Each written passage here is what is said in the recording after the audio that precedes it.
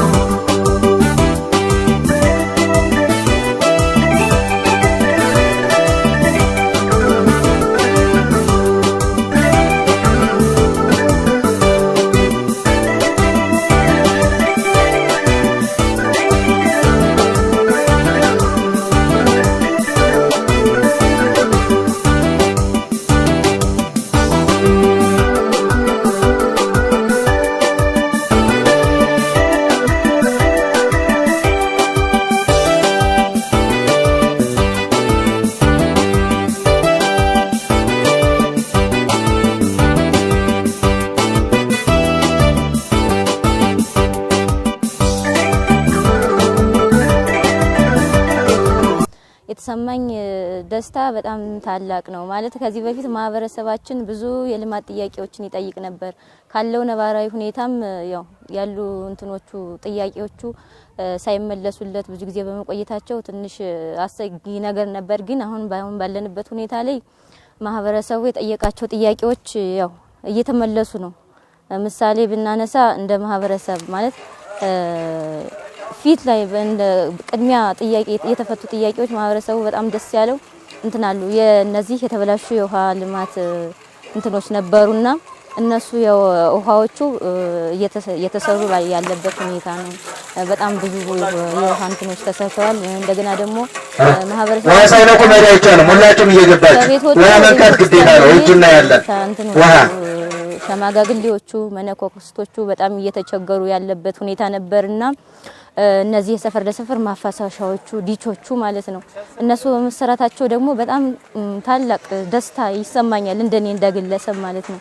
እንደገና ደግሞ ማለት አሁን በዚህ ላይ በዲቹ እንትን ላይ ማህበረሰቡ ማወቅ ያለበት ነገር ማለት ነው ዲቾቹ በጣም ከፍተኛ በጀት ተበጅቶላቸው የተሰሩ በጀቶች እንትኖች ናቸው የልማት ስራዎች ናቸው እና እነዚህን ማህበረሰቡ የኔ ናቸው ብሎ እንደ ራሱ ሀብት ቆጥሮ ጽዳታቸውን እየጠበቀና ጽዳታቸውን እየጠበቀ ቢንከባከባቸውና በዛ ዲቹ ውስጥ የሆነ የቆሻሻ የሚጥሉትን ቆሻሻ እንዳይጥሉ ቢደረጉ እንደ ግለሰብ የምሰጠው አስተያየት ነው። እንደገና ደግሞ እነዚህ ትምህርት ቤቶቹ ማለት ነው ማለት እኔ ተማሪ በነበርኩበት ሰዓት ላይ ትምህርት ቤቶቹ በጣም እንደዚህ መሬታቸው በጣም እንትን እያለ በበት እየለቀለቅን ነበር የምንማርባቸው ማለት ነው። ግን ዛሬ እንዳየሁት ከሆነ በጣም ደስ ይላል። ከበት መለቅለቅ ወደ ሳጠራ የተቀየረበት ጊዜ ነበር። አሁን ደግሞ ከዛ በአማረ ሁኔታ በህንጻ መልክ ተሰርቶ ለማህበረሰብ አገልግሎት እንዲቀርብ ሆኗል ማለት ነው። ደስ ይላል። እንደገና ደግሞ ብዙ ጊዜ ማለት ለብዙ ጊዜ እኔ ትንሽ ያለው የአንደኛ ክፍል የሁለተኛ ክፍል ትምህርት ተማሪ በነበርኩበት ሰዓት ላይ ስታዲየም ሊሰራ ነው ተብሎ የመሰረተ ድንጋይ ሲጣል አብሬ ከተማሪዎች ጋር መጥቼ አይቼ ነበር እና ማለት ያ የተጣለበት በጣም ብዙ ጊዜ ነው። ጊዜውን ባላቀው እኔ አንደኛ ክፍል የገባው በ2000 ዓመተ ምህረት ነው። ያው አሁን ትምህርት ጨርሼ እዚህ ቀበሌ ነዋሪ ነኝ እና ይሄ ጥያቄ የብዙ ጊዜ ጥያቄ ነው። ማህበረሰቡ ብዙ ጊዜ ያነሳዋል። እንደገና ደግሞ ስፖርት መስራት የሚፈልጉ ወጣቶች አለመቻች ይላቸው ያለ ብዙ ማለት አንዴ ሃይ ስኩል ይሄዳሉ፣ አንዴ ታች ቄጠማ የሚባል ሜዳ አለ እዛ ጋር ይሄዳሉ፣ አንዳንዴ እዚህ ይመጣሉ። በጣም አሰጊ ጊዜ ማለት በጣም ያልተመቻቸ ጊዜ ነበር። ግን በዘንድሮ በ2018 የበጀት ዓመት በጣም ደስ በሚል ሁኔታ ስታዲየሙ ተሰርቶ ለማህበረሰብ አገልግሎት እንዲውል ተደርጓል። በጣም ደስ ይላል።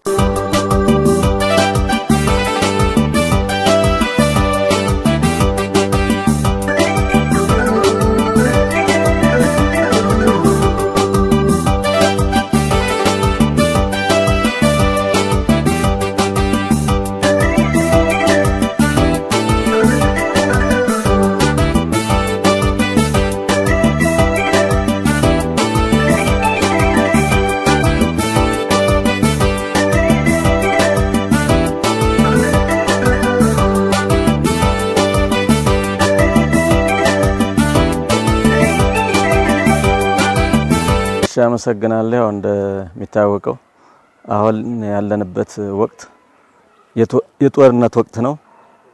በዚህ ወቅትም ሆኖ በተለይ ዘንድሮ ብዙ ስራዎች ተሰርተዋል። ማህበረሰቡም በዚህ ልክ የመንግስትን ችግር እያየ አብሮ ተሳታፊ ሆኖ ልማት እየሰራ ያው እንደምታዩት ይሄን የመሰለ ትምህርት ቤት ተሰርቶ ትናንትና ጎብኝተን በተግባር አይተናል።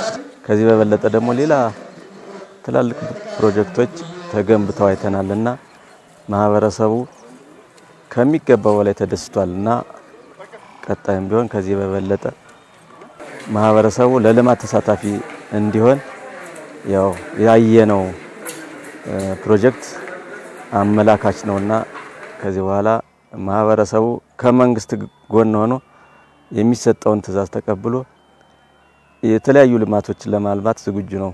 መንግስትንም በዚህ አጋጣሚ እያመሰገን ነው። ቀጣይም ከዚህ በበለጠ እንዲሰራልን እናሳስባለን ብለን ነው የምናስበው።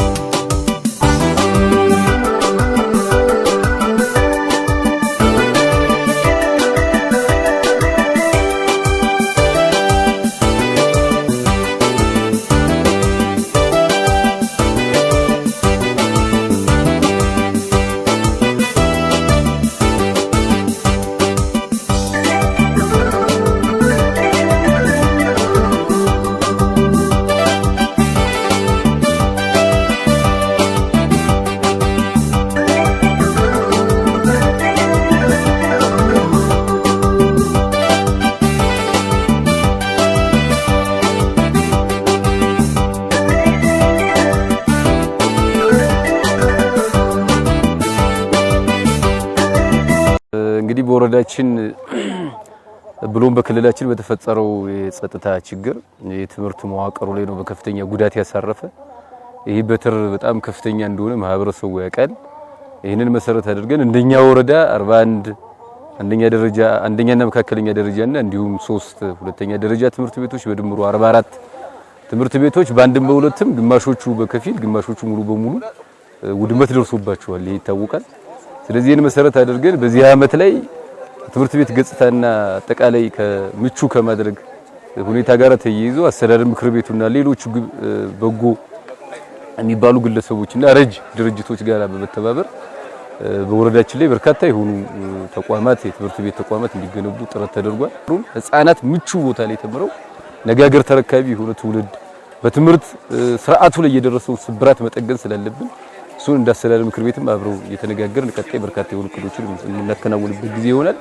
መልካም። ይሄ በዚህ ዓመት ላይ በወረዳችን በጣም በርካታ ከ13 በላይ ፕሮጀክቶችን ያስመረቅንበት ማህበረሰቡ በንቅናቄ መንግስትን ያመሰገነበት ልማት መኖሩን ያረጋገጥንበት ዘመን ነው 2018።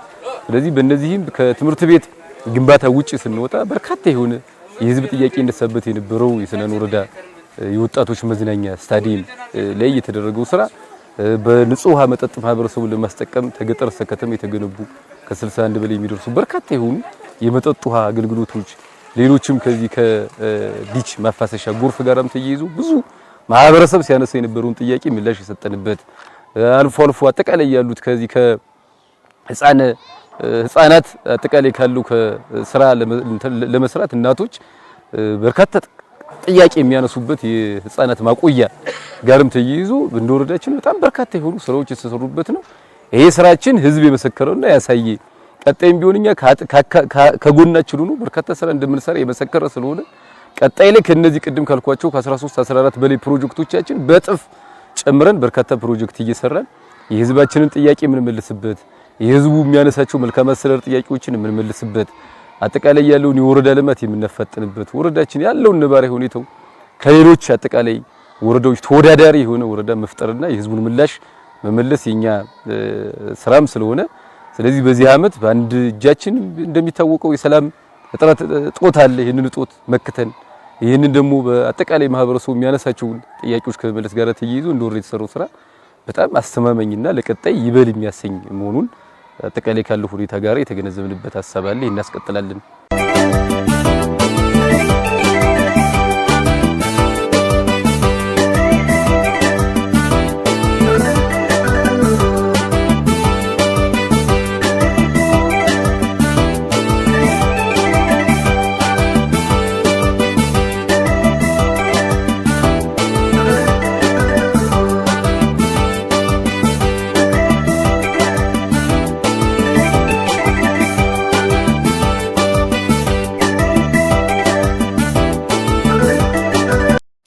በ2018 በጀት ዓመት በተለይ ድህነት ተኮር መስሪያ ቤቶችን መሰረት አድርገን እና የህዝብን ተጠቃሚነት ሊያረጋግጥ በሚችል መልኩ በጣም በርካታ ፕሮጀክቶችን ሰርተን በይፋ በህዝብ ፊት አስመርቀናል።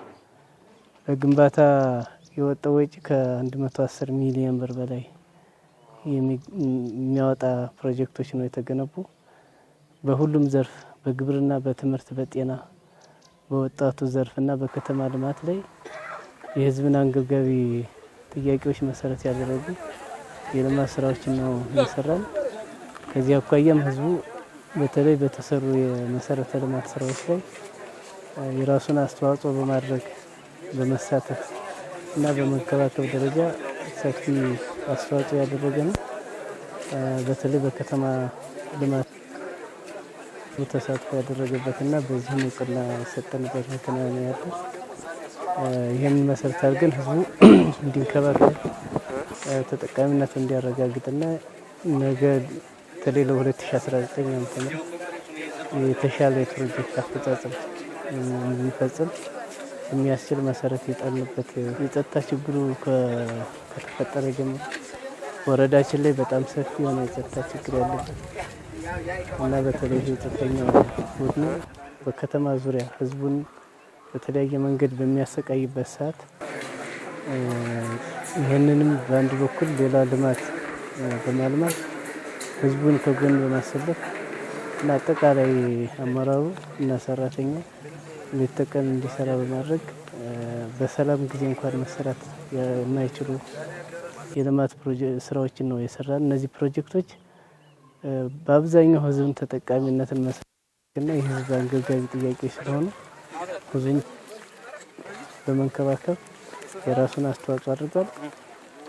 የጸጥታ ችግር ኖሮ ማልማት እንዴት እንደሚቻል በእነዚህ ፕሮጀክቶች ትምህርት የወሰድንበት ሁኔታ እንዳለ ያመለክታል። ለማህበረሰቡ በተለይ ለዚህ ተወላጅ የማህበረሰብ ክፍል ከተማችን ከጊዜ ወደ ጊዜ እየተሻሻለ የመጣ የሰላም ሁኔታ ያለበት ብዙ ኢንቨስትመንት አማራጭ ያሉበት ወረዳ እና ማህበረሰቡ በአብዛኛው የስራ ወዳድና ስራ የሚሰራ መሆኑን ተገንዝቦ በተለይ እዚህ አካባቢ የተወለዱና አካባቢያቸውን ትተው በጸጥታው ችግር ምክንያት የሄዱ ሰዎች መጥተው አካባቢያቸውን እንዲያለሙ ብዙ ተስፋዎች ስላሉት ማለት ነው።